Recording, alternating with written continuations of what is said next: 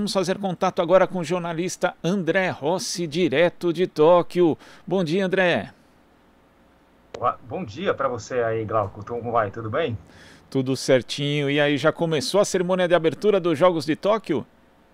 Tá começando, começou, há 7 minutos atrás começou, já deve estar rolando lá os primeiros movimentos da grande cerimônia de abertura aí dos Jogos Olímpicos, né?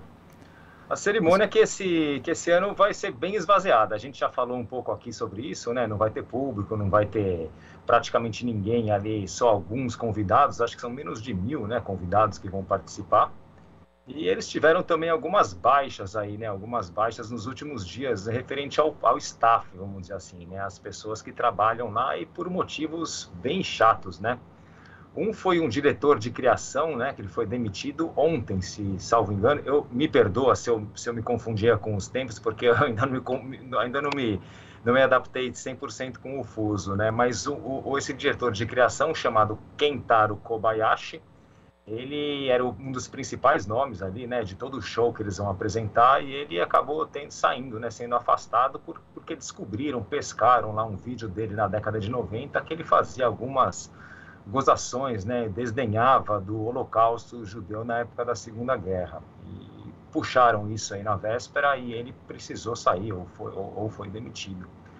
Além dele, uns dias antes, teve um músico, né? O músico que escreveu uma música para participar, que iria ser tocada na cerimônia de abertura, não vai ser mais, uma música de 4 minutos, o Keiko Oyamada. E também pescaram também uma declaração dele lá da década de 90, acho que 1994, onde ele falou que não se arrependia de, quando garoto, fazer bullying com pessoas com deficiência. E também não foi perdoado. No caso do músico, eles chegaram a aceitar as desculpas que ele pediu, mas o próprio músico acabou se demitindo. E eu estou chamando a atenção disso, Glauco, porque para mim deu um pouco a medida da como a gente normalizou o absurdo, aí, lamentavelmente no Brasil, né? Que a gente escuta coisas tão absurdas quanto, às vezes muito mais, e dificilmente acontece alguma coisa, ou para que alguma autoridade seja afastada, uma demora, né, ou um sufoco, vamos dizer assim, para que consiga, pelo menos, colocar algum pouco de nível aí nas relações, né? E aqui, pelo menos nesse ponto, ou nesses dois casos, esses saíram, né, foram afastados.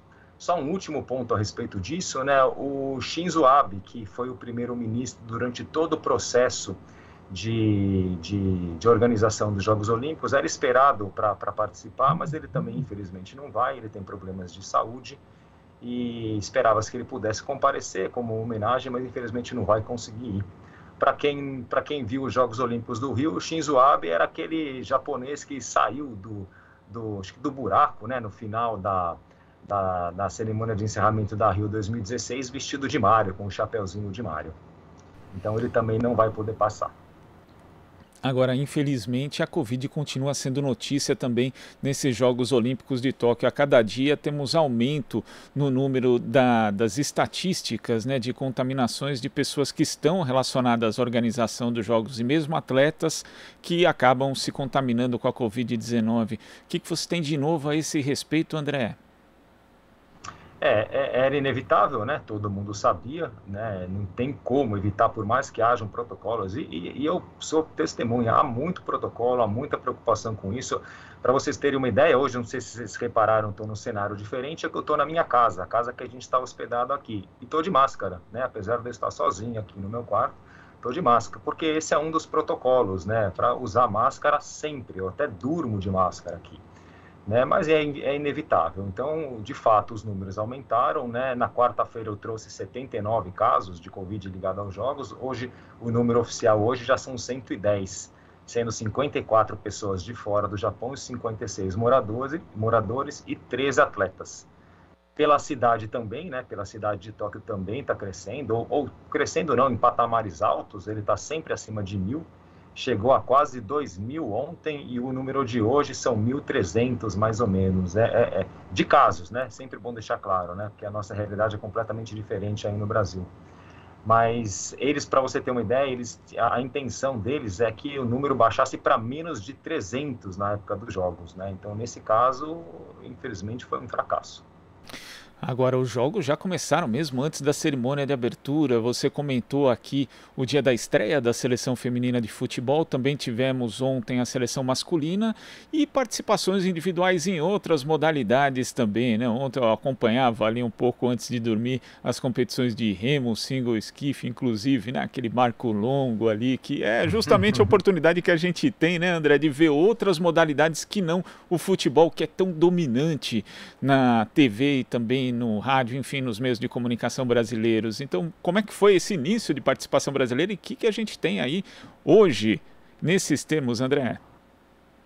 Essa é a grande, para mim, essa é a grande graça dos Jogos Olímpicos, né? A gente no Brasil tem um pouco não, né? Tem essa costumeira, essa proximidade com o futebol, sempre ganhou muito, então a gente tem que ganhar sempre, né? Se não ganha, e muitas vezes a gente acha que tem que ganhar de goleada, né? Quantas vezes o nosso time ganha de 1-0 e a gente torce o nariz, acha que foi pouco, né?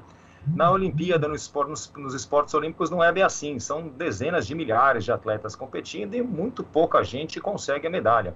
Então, o fato de participar, né, participar dos Jogos Olímpicos já é um grande feito para os atletas, especialmente nos atletas de países como o Brasil, ou que tem um esporte com muito pouco apoio, né, com pouco desenvolvimento.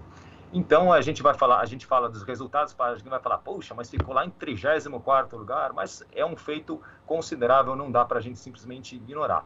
Bom, vamos lá então. O remo que você falou, né, o Lucas Vertain competiu hoje, né, no single skiff. Single skiff é o cara remando sozinho no barco dele, né? Ele competiu em uma bateria, são diversas baterias, e aí vão se classificando para a fase seguinte. Ele foi o terceiro colocado da bateria dele, e com isso se classificou para as quartas de final que vão ser no domingo à noite, às 9h40 da noite, pelo horário do Brasil. Eram 3 que passavam, ele conseguiu, passou com folgas, agora vai para as quartas, né? Agora nas quartas de final já é um pouco mais difícil, não é chance de medalha, muito improvável que consiga, mas está competindo. A gente teve também o tiro com arco, né? Hoje, o tiro com arco, a gente tem 2 representantes, a Anne Marcelli e o Marcos D'Almeida. O Marcos D'Almeida é o principal atleta. Eles participaram hoje do ranqueamento. O ranqueamento é uma espécie de fase de classificação, mas não tem eliminado. Eles só disputam ali uma competição para ver quem joga com quem nas eliminatórias, de acordo com as melhores classificações. A Anne Marcelli ficou em 33º, ela vai enfrentar uma mexicana na próxima fase. E o Marcos D'Almeida ficou em 40º e vai pegar um britânico na próxima fase. Esses foram os brasileiros que competiram hoje por aqui. À noite, para vocês aí, né, e amanhã para mim aqui, a gente vai ter talvez, né, ou tem a chance de sair a primeira medalha do Brasil, com o Felipe Vu, que ele participa no tiro esportivo na pistola de ar 10 metros. O Felipe Vu, ele é medalha de prata, ele foi medalha de prata na Rio 2016 e compete amanhã. Ele faz a primeira final. Então, se por acaso ele voltar a ter um bom desempenho e conseguir uma medalha, será a primeira medalha do Brasil. Mas a grande chance, ou a maior chance de medalha que a gente tem, pelo menos em nome, é na esgrima espada feminina com a Nathalie Morhausen. Ela é campeã mundial nessa modalidade e ela também disputa amanhã o torneio dela. O torneio é o dia inteiro, é um torneio só. E com o final à noite aqui para nós, já na manhã do sábado, na manhã do sábado para vocês aí. Não, ao contrário. Enfim, ela compete amanhã. Então, ela é a grande chance de medalha. Por outro lado, é um torneio bem difícil, muito competitivo. Ela pegou uma chave bem complexa, vai disputar com uma italiana muito bem ranqueada. Ela pode ser campeã olímpica e, ao mesmo tempo, pode ser eliminada na primeira rodada. É assim, o esporte é assim mesmo. E vamos ter também, né, vôlei masculino, o Brasil entra em quadra, também no handebol, vôlei de praia, tem aí várias atrações já nessa sexta-feira, André. Isso, ainda na noite aí do Brasil, a gente tem o vôlei masculino com Brasil e Tunísia, o jogo começa às 11h05 da noite, o handebol é um pouco antes, às 9 horas, Brasil e Noruega, esse é um jogaço, né, o Brasil é um time forte, a Noruega também. O vôlei de praia, que sempre trouxe bastante medalha pra gente, joga com o masculino e o feminino. Joga com as duas duplas brasileiras enfrentam duplas argentinas, né? Duplas fortes argentinas, e o destaque vai para a Agatha e a Duda, que é a dupla feminina, a principal dupla de vôlei de praia do Brasil, uma das principais do mundo. Elas estão voando, são jogadoras espetaculares. A gente também tem o judô, com a Gabriela Shibani e o Eric Takabataki, sem muita chance de medalha, mas competem também. Temos tênis, muita gente jogando no tênis, hoje, né, ainda para vocês aí, e o levantamento de peso também. São os brasileiros que competem ainda hoje aqui pelo Brasil. Tá certo, então, André. Então, na segunda-feira nós repercutimos aí o que aconteceu no final de semana e também o que vai ser da semana que vem nesses Jogos de Tóquio. André, muito obrigado pela sua participação aqui. Até segunda. Eu que agradeço. Agora que vai ferver mesmo as Olimpíadas, vamos trazer bastante resultado aí. Um bom final de semana para vocês e até segunda, Glauco. Até. Conversamos aqui com o jornalista André Rossi, direto de Tóquio. Você está ouvindo Jornal Brasil Atual. As notícias que os outros não dão.